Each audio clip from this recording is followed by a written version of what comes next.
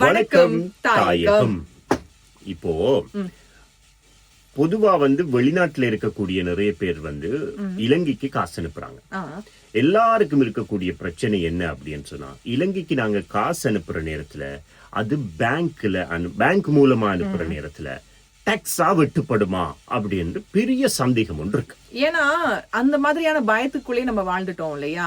நம்ம கஷ்டப்பட்டு அங்க ஒவ்வொரு ரூபாய் காசு சேமிச்சு வீட்டுக்காக நம்ம அனுப்புறோம்னா இந்த பேங்க்ல டாக்ஸ்ன்னு சொல்லி அதை எடுத்துடுறாங்கன்றதுக்காக நிறைய பேர் இந்த உண்டியல் சிஸ்டத்தை யூஸ் பண்றாங்க.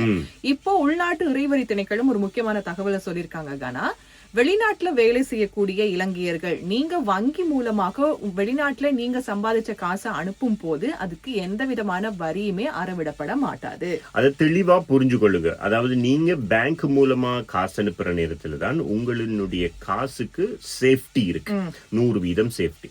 அதே நேரத்துல நீங்க அந்த காசை வச்சு இலங்கையில ஒரு சொத்து வாங்குறீங்கன்னு சொன்னா, ஒரு வீடா இருக்கலாம், ஒரு காரா இருக்கலாம், ஏதோ ஒரு வாங்குறீங்கன்னு சொன்னா உங்கள்கிட்ட திடீரென்று கேள்வி வரலாம், எப்படி உங்களுக்கு இந்த காசு வந்ததுன்னு சொல்லி. அதை ப்ரூஃப் பண்றதுக்கான ஒரு சூப்பரான ஒரு ப்ரூஃப் மெட்டீரியலா நீங்க இந்த பேங்க் டிரான்சாக்ஷனை காட்டலாம். இதுல நிறைய பேருக்கு டவுட் என்னன்னா, இந்த டாக்ஸ் ரெசிடென்ட் அப்படிங்கிற டேர்ம் கேள்விப்பட்டதுமே அவங்க யோசிச்சது, நம்ம வெளிநாட்டுல தான் வேலை பண்றோம், காசு அனுப்புறோம், அப்ப கண்டிப்பா டாக்ஸ் வாங்கிருவாங்க அப்படின்னு. இது பத்தி நம்ம தேடி பார்க்கும் போது எங்களுக்கு தெரிய வந்த விஷயம் என்ன அப்படின்னா, உதாரணத்துக்கு நீங்க இப்ப வருஷக்கணக்கா துபாயில நீங்க வேலை பண்ணிட்டு இருக்கீங்கன்னு வைங்களேன். அங்க காசு சம்பாதிச்சு அதை நீங்க அம்மாவுக்கு இங்க பேங்க்குக்கு காசு அனுப்புறீங்கன்னு சொன்னா அதுக்கு எந்த விதமான டாக்ஸுமே அறவிடப்பட மாட்டாது.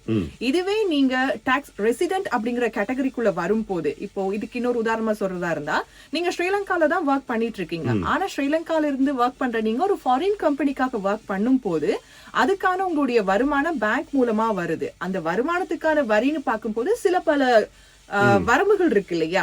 ஆமா, 1.5 லட்சத்துக்கு மேல வருமானம் வருது அப்படின்னு சொன்னா டாக்ஸ் இருக்கு இல்லையா.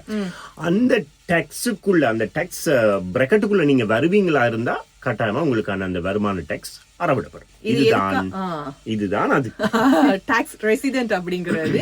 இதனால நிறைய பேர் இப்ப ஸ்ரீலங்கால இருந்து மிடில் ஈஸ்டா இருக்கட்டும், வேற வேற நாடுகளுக்கு போயிட்டு வேலை செய்யக்கூடிய நீங்க உங்களுடைய வருமானத்தை வங்கி மூலமாக அனுப்பும் போது தனிப்பட்ட ரீதியில உங்களுக்கு வரி கிடையாது.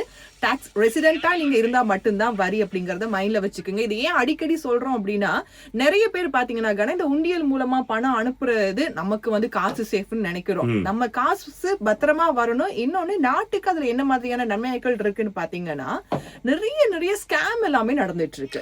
ஆமா, நிறைய பிரச்சனைகள் இந்த மாதிரியான விஷயங்கள்ல நடக்குது அப்படின்னு பாக்குற பொழுது கிட்டத்தட்ட ஒரு பில்லியன் அமெரிக்க டாலர் வஞ்சகம் நடந்திருக்கு. எஸ், அதுவும் 4 வங்கிகள்ல பணியாற்றக்கூடிய உயர் அதிகாரிகள், மேனேஜர்ஸ் தான் இப்ப அரெஸ்ட் பண்ணப்பட்டிருக்காங்க.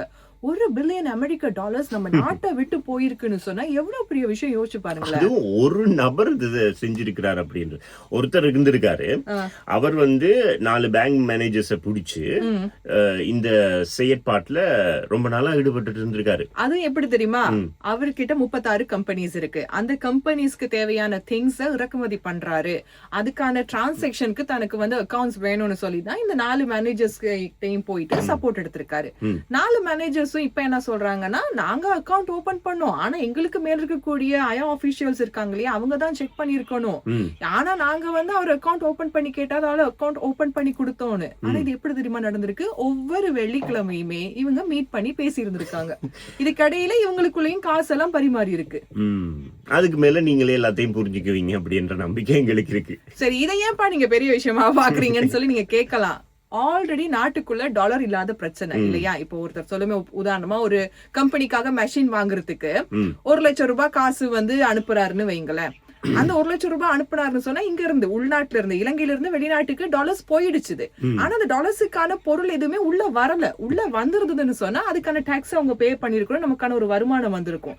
வெறுமனே டாலர்ஸ் மட்டுமே போயிட்டு இருந்ததுன்னு சொன்னா நமக்கு அங்க டாலர்ஸ் பற்றாக்குறை வரும் இல்லையா. அது $1 பில்லியன் அப்படின்னும் பொழுது அது பெரிய ஒரு தொகை. இந்த மாதிரியான விஷயங்கள் நிறைய நடக்குது. எனவே இதை தெளிவா புரிஞ்சு கொள்ளுங்க. நாங்க உங்களுக்கு முக்கியமா சொல்ல வர விஷயம் அதுதான். எஸ், ரொம்ப அவதானத்தோடு செயல்படுங்க. சரியான தகவல்களை, முழுமையான தகவல்களை தெரிந்து கொள்றதுக்கு தொடர்ந்தும் சக்தி FM வணக்கம் தாயகம் நிகழ்ச்சி கேளுங்க. இந்த டிரான்சாக்ஷன்ஸ் எல்லாம் வரும்போது உங்களுக்கு எதுவும் புரியலன்னு சொன்னா உரிய அதிகாரிகளையும் தொடர்பு கொள்ளுங்க. இதுக்குள்ள ஒரு ட்ரக் டீலும் போயிருக்குன்னு ஒரு கதை வந்துட்டு இருக்கு. ஒண்ணும் பண்ண முடியாதுப்பா. சரி, பார்த்து சூதானமா இருங்க.